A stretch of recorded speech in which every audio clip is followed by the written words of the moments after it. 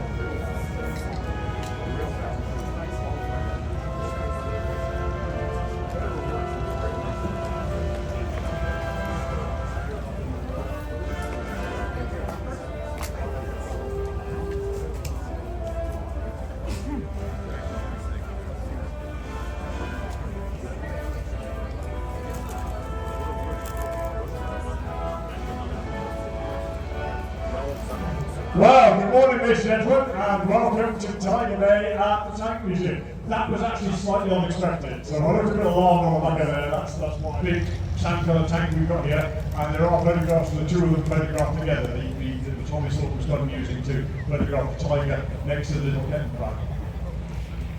So, the Kent Crab, not perhaps as well known as it ought to be, this certainly is. This is perhaps one of the most iconic vehicles of World War II. This is the Jeep. Now, originally designed by a company called American Panzer to meet a request for a small all-terrain vehicle for the American Army.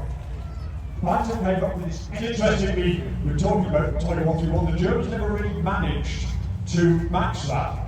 Their version of it, the Gruberwagen, which is effectively a VW with a different body on it, a Beetle with a different body on it, never really got anywhere near that kind of production levels. Now, often when we're talking in the museum, we're often talking about armoured vehicles being repurposed for different sorts of roles they're intended to fulfill. This is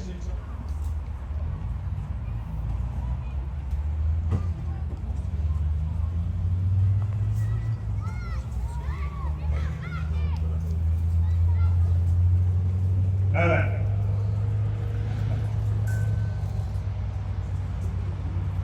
I have promised the commander of this one I'm going to be nice this morning. I'm not entirely sure I can keep that promise. This is the Morris armoured car. If the Daimler Dingo was a perfect example of the job that it was supposed to do, would have been useful, I suspect, against all German paratroopers had they come, because the Germans tend to drop their paratroopers separate from the paratroopers' weapons, so they would have had an edge there against that, but not a great benefit. Now we've seen the Daimler Dingo. This is the Daimler Dingo's big brother. This is the Daimler armoured car. Okay.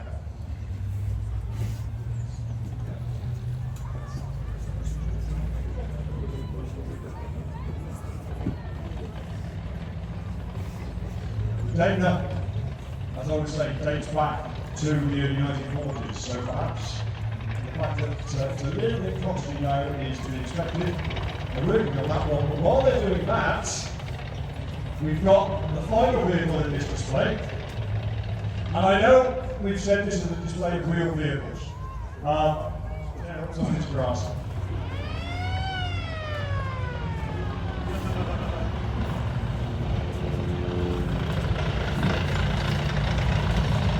there's one thing I always forget about the Chappie, it's got a siren. They always remind me of that right about now.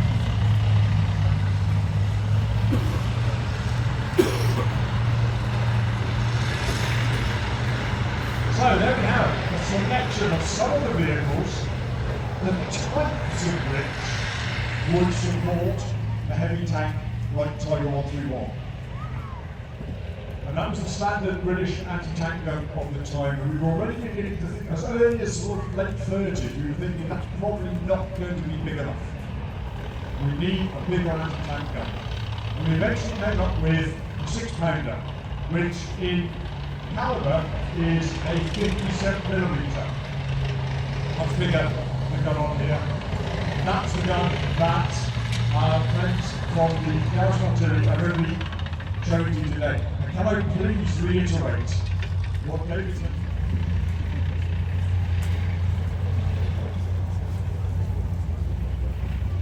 Not working.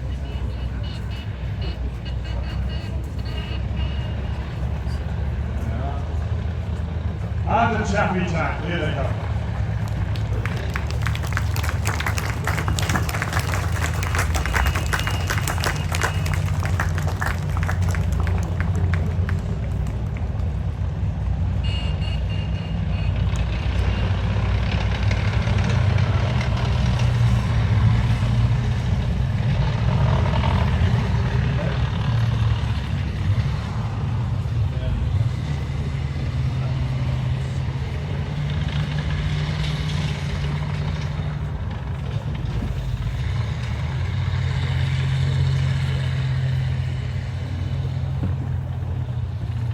Thank you for your attention, ladies and gentlemen. I'm going to hand over now to the Garrison Artillery. Gunfire, which will now be loaded and fired.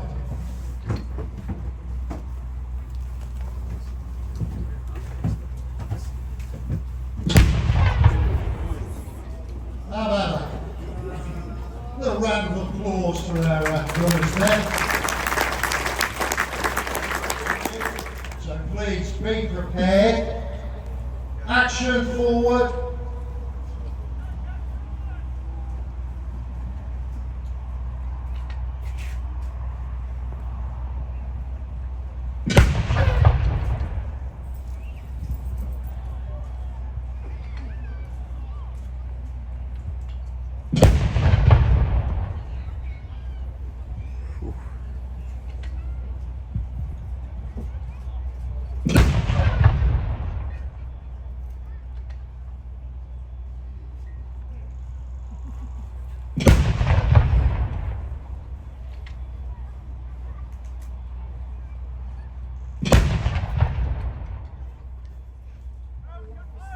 Thank you very much. Round of applause for the Grandstand Artillery volunteers and the 6-pounder anti-tank gun.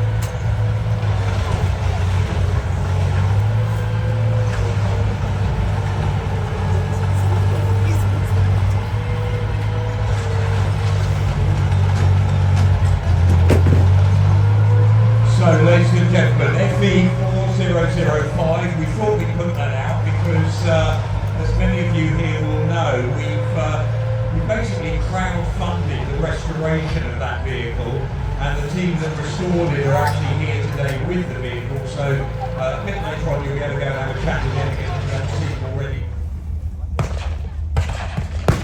British Mortars and Artillery, hammering the German position.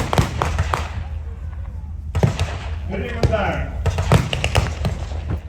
And here comes a flank attack. There we go, we have small arms fire, and the Germans are retreating. Oh, man down. Germans are retreating. Now, ladies and gentlemen, this is no rout. They planned this, they know exactly where they're going to be going. They have secondary positions. The Shermans have overrun their front line, but the Germans have a secondary line. They are not giving up yet. It's going to turn into a firefight now between the Shermans and the African Corps. Evenly matched at the moment. It really depends on whose armour turns up first.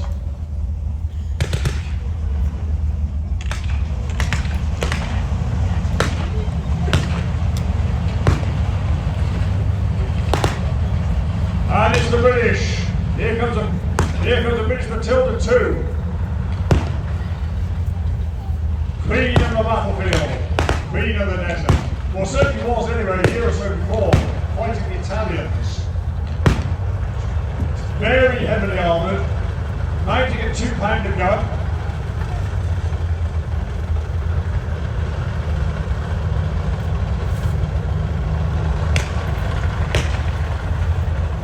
The African Corps have been forced to give up their anti-tank position, so they are vulnerable.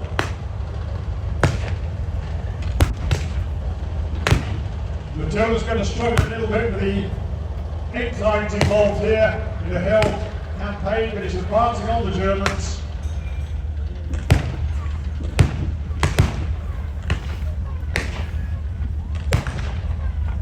This gives the Allies the advantage. But if you look over here, you can see, my goodness.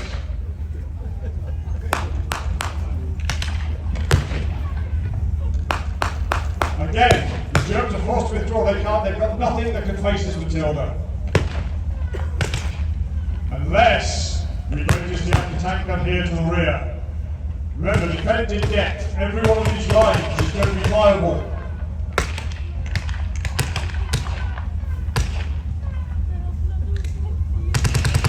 The arrival of British armour has tipped the balance in favour of the Sherwoods.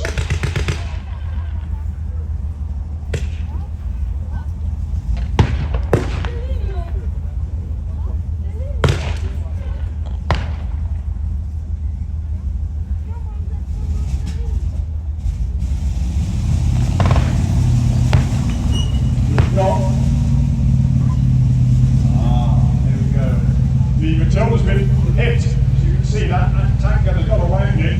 They're bringing up a second Allied tank. It's the M3 Stuart. Mounting it now is the Honey. It's a much lighter tank than the Matilda, much less heavily armoured. Mounting a small gun, 37mm. Very effective against infantry, but not so proof against anti-tank guns. As I'm sure you remember from our talk this morning from the Garrison Volunteers, most tanks were knocked out by anti-tank guns, not by other tanks. Now the Shermans have advanced to the second one, incoming again.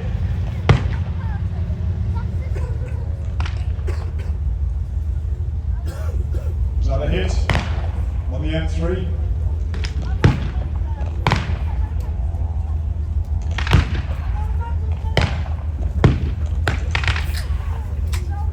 To an extent, ladies and gentlemen, the armour so far deployed by the British, initially, it tipped the balance, but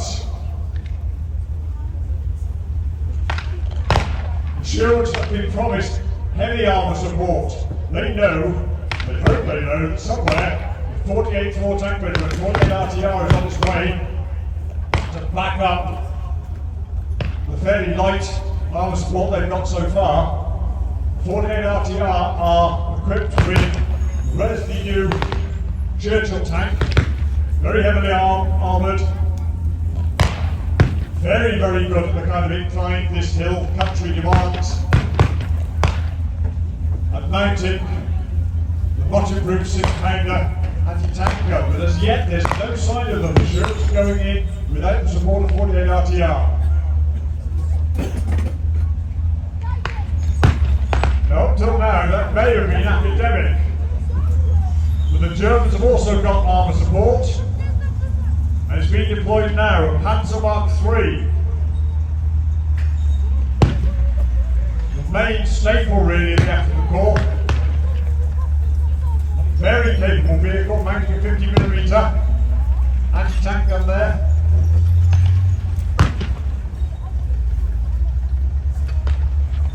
Now this could change things fundamentally.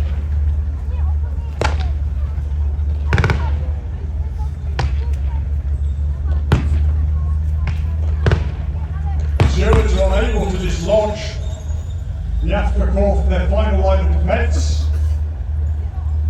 With the arrival of the Panzer III, again going to change the dynamic of this battlefield.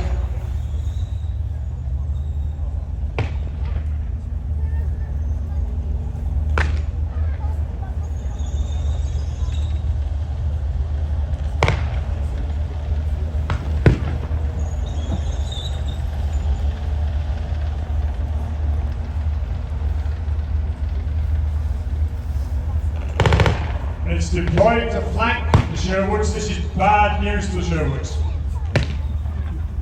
They've effectively lost their own arm support.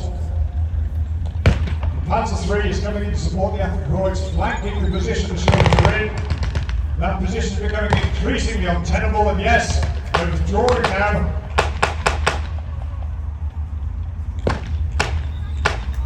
Lay down as much fire as they can. They've got some small arms fire there, some automatic fire from their Sten guns.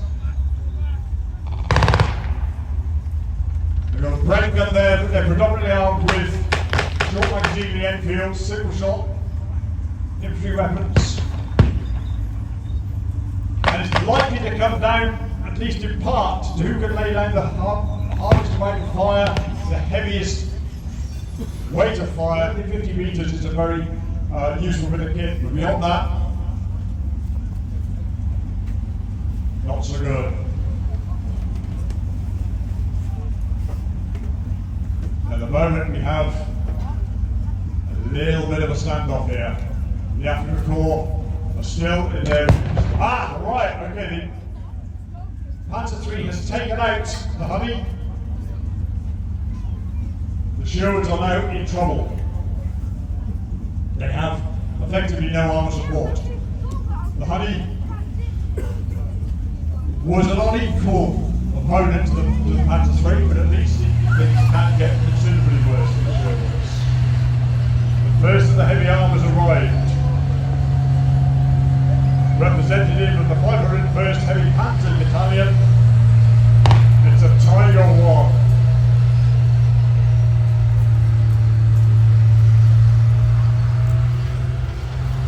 55 tons, 88mm gun, 100mm frontal armour.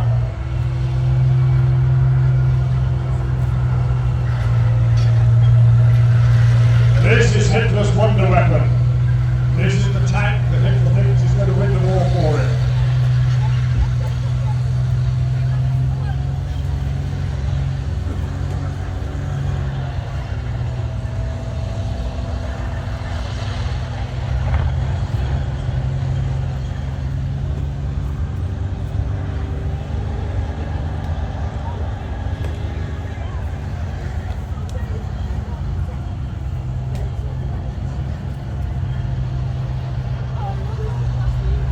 Involved by the arrival of the Tiger, the Afrika Korps are advancing. They intend to push the Sherwoods off the heights. And to be honest, there is very little the Sherwoods can do at the moment to stop them. Where are they? Now on 48 RTR. The Sherwoods are suffering here. They need armoured backup.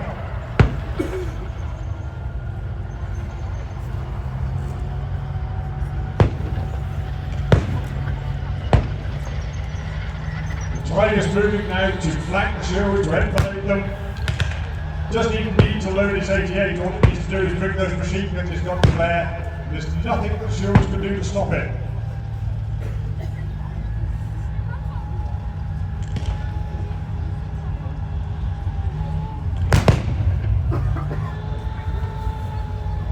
It's really not surprising that the sight of a tiger will generate a sort of visceral fear. It's moving on to the higher ground, so he can bring his machine guns to bear on the Sherman's position. They are in trouble. How can they counter this?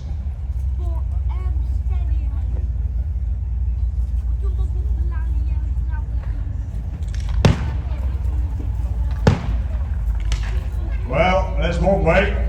They can use that Piat. Sergeant John Oscroft, a gallant gentleman, is taking that Piat as close as he possibly can to that tiger. It's almost suicidal. If he can get a shot in, if he can get a decent hit, somewhere, if there's any point of vulnerability on that tiger, he's got a slender chance.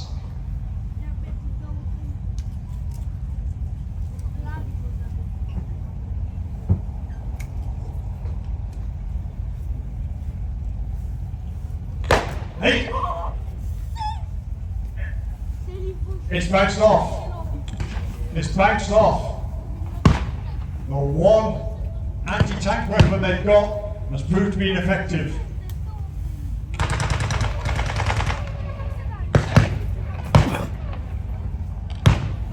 In his memoir, Sergeant Oscroft said, "I was convinced I was going to die." He didn't. But that was about the last card that the Sherwoods have got to play. Where is 48 RTR?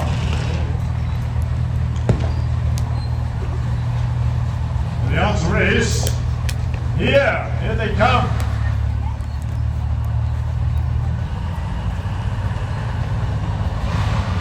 Churchill Mark III, packing a 6-pounder.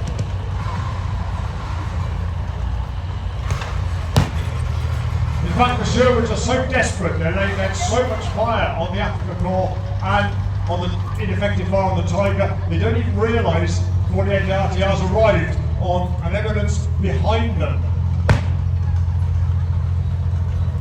It's coming into a firing position, so we can have a go at the Tiger.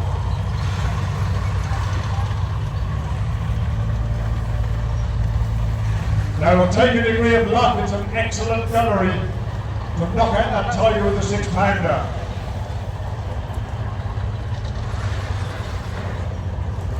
The Tiger are aware that there's heavy British armour in the vicinity, but they're also desperate to finish off the Sherwoods.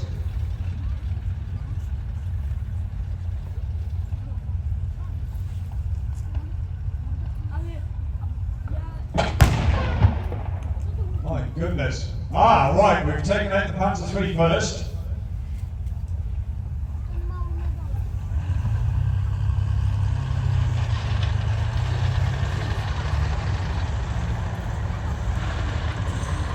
That was a more equal contest. The Churchill had the measure of the Panzer III, but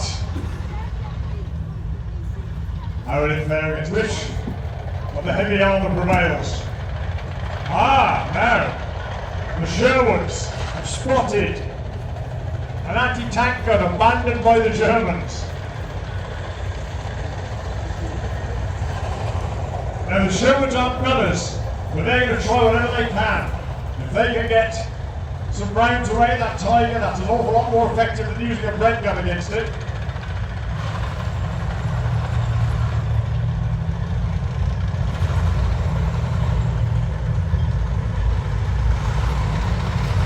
Tiger's close.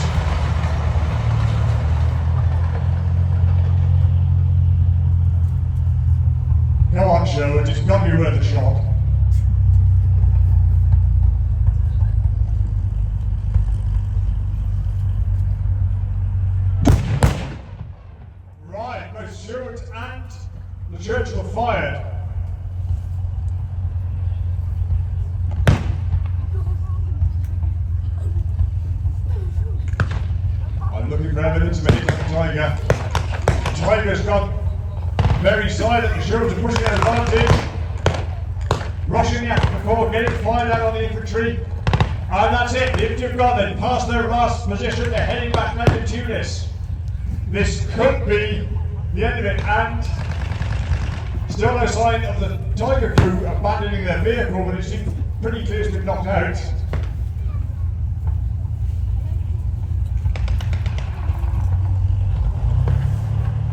It was close, it was. Broke the Duke of Wellington the champions. Uses out in North Africa, the M3 Grant tank. Same engine, same layout as what's going on at the Sherman. Haven't quite got the turret sorted yet. That's in service. Britain uses it first, as we used the first M4 Sherman tanks at the Battle of Alamein. This is the famous improved model that we used in the Fury movie, hence it's got all its accoutrements on still.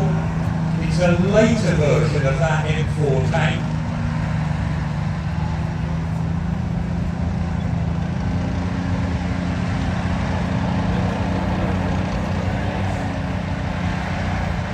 This one called the M4A2.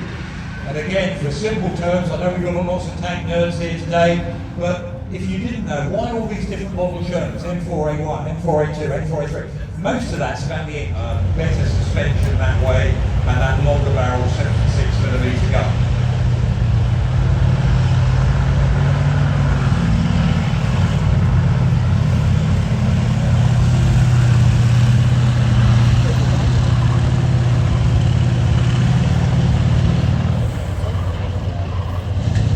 Now the back of this M3 Stuart, that noise you can hear there, it's an aeroplane engine. Radial engines are what the Americans really wanted, the Arnold Stuart tank.